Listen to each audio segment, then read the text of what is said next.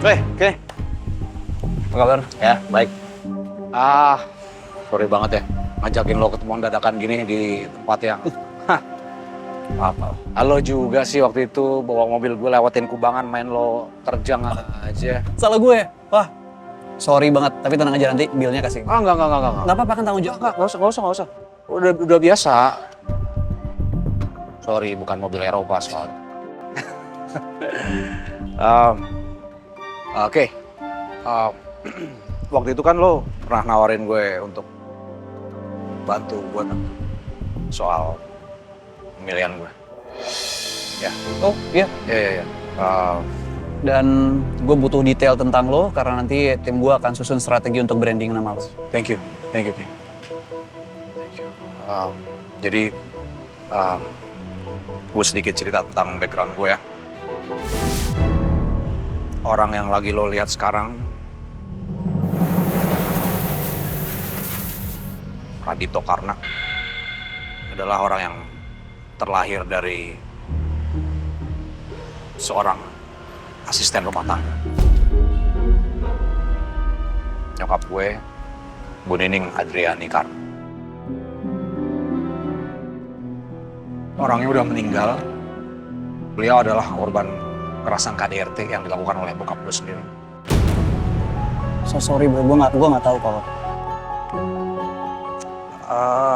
Ini udah bukan aib ya, tapi ini fakta. Dan satu lagi fakta yang lo harus tahu. Gue itu kan kelihatannya kayak orang yang sangat bisa mengendalikan situasi itu. Ya sebagai jaksa ya, otomatis gue harus bisa mengendalikan situasi ya. Tapi sebagai manusia, gue jauh dari itu. Gue orang yang sangat tidak bisa mengendalikan emosi gue.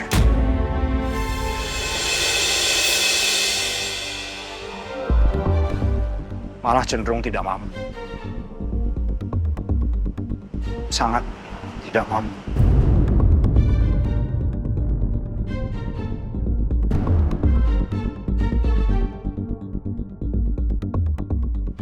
Lo pasti bingung kenapa gue ngomong kayak gitu, karena ini akan berlanjut pembukaan aib gue.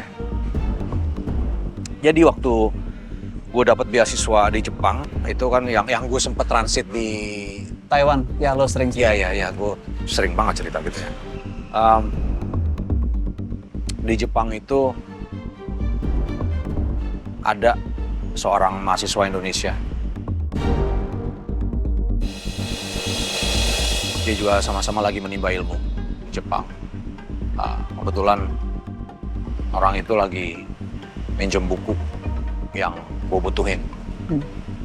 Buku itu buku yang gue butuhin untuk disertasi. Hukum internasional, karangan Malcolm Shaw. Gue cari di perpustakaan, hilang selama 3 bulan, gak pernah dibalikin. Gue cari tahu siapa yang terakhir kali minjem buku itu. Ketemu nama orangnya, gue cari orang itu. Konfrontasi. Karena lagi-lagi gue tidak mampu mengendalikan emosi gue. Gue hajar orang itu.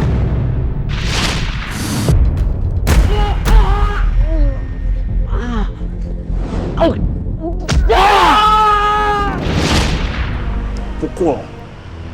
Gue tendang. Lagi.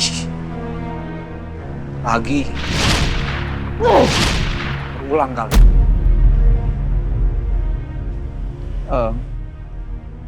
Sorry, tapi lo ngerti kondisi dia gimana sekarang?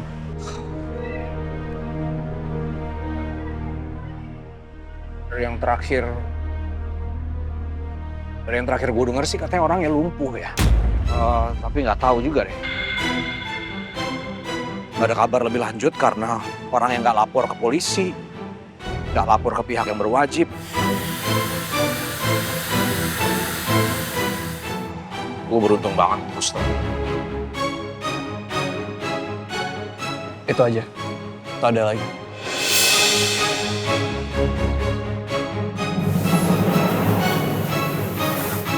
gue pernah menikah. Oh. Ya, gue ngerti lo duduk. Tanti Karna namanya.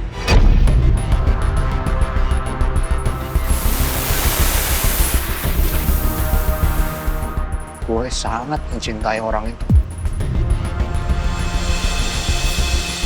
Dia udah meninggal 10 tahun yang lalu. Gue tetap berduka.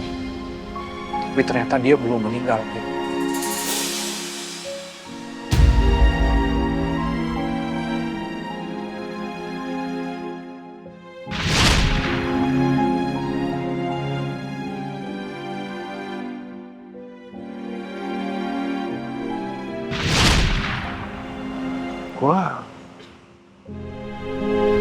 Gue baru tahu kalau ternyata dia belum meninggal.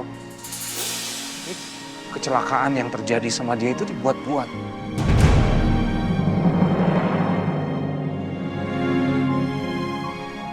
Enggak, tapi kenapa gitu? Karena gue kasar sama dia tuh.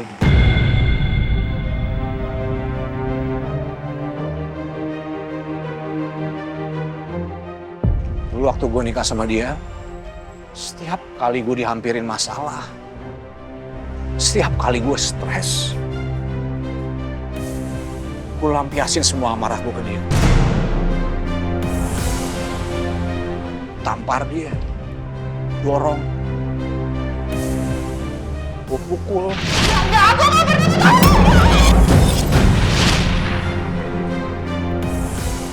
Pukul dengan segala macam benda yang ada di sekeliling gue.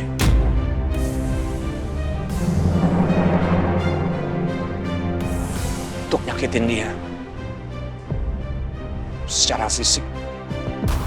Bahkan juga mental. Dito membuat semua pengakuan ini ke gue. Buat apa?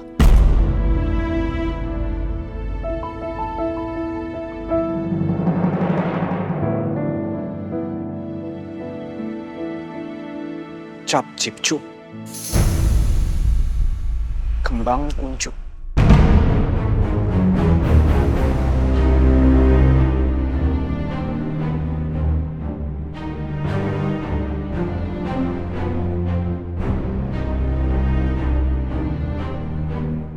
Udah lari kejepit pintu.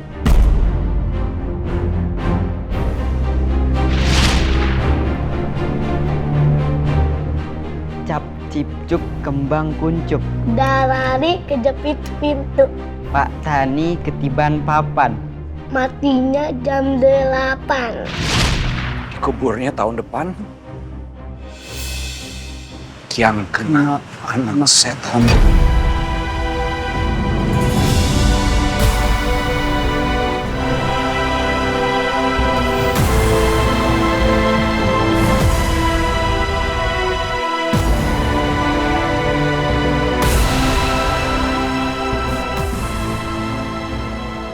Gue kecil.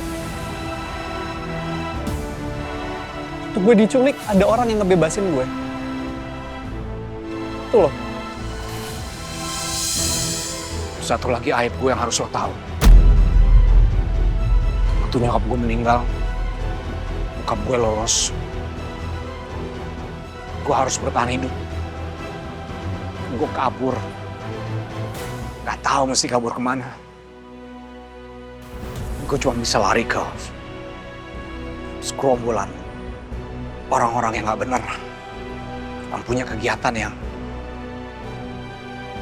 jahat, seperti culik lo.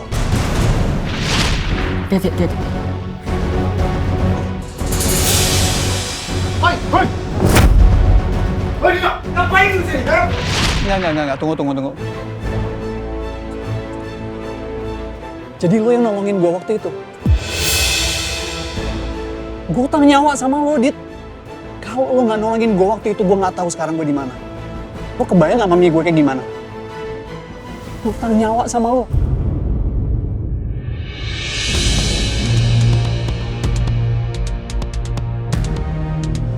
Kok lo malah ngeliatnya gitu?